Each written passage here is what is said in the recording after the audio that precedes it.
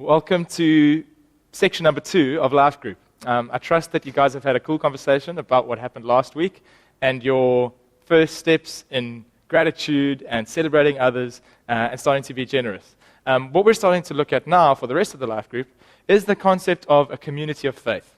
That's probably not new terminology. This is probably not going to be much new information for you, but I want to just give you a little picture of what a community of faith that is very cool and is working very well might look like.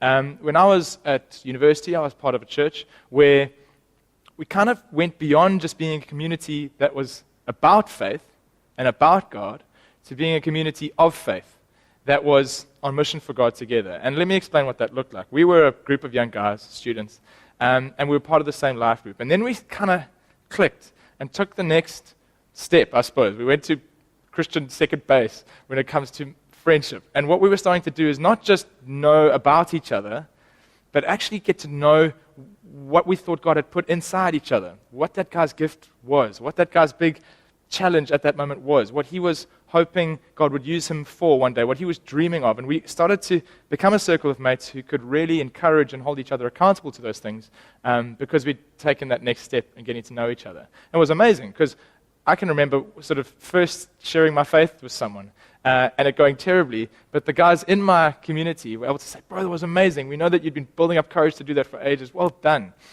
Don't worry that it didn't work." And then other guys in our group who had sort of a little bit of a gift, possibly, I think one guy I remember was in music, and he'd been teaching himself the guitar. And then eventually he went and volunteered to join the worship band, and they put him in the kids' church band, which required slightly less skill.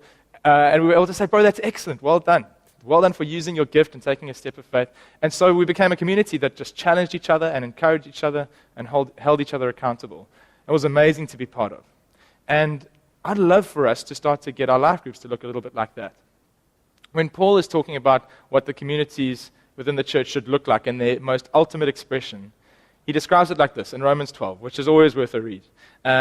He says, amongst a lot of other things, love each other with genuine affection and take delight in honoring each other. Never be lazy, but work hard and serve the Lord enthusiastically. Can you imagine being a part of a community like that, who didn't just pretend to love each other, and didn't even just love the idea of each other, but knew each other well enough to really enthusiastically love each other and honor things specifically in the people that they could see?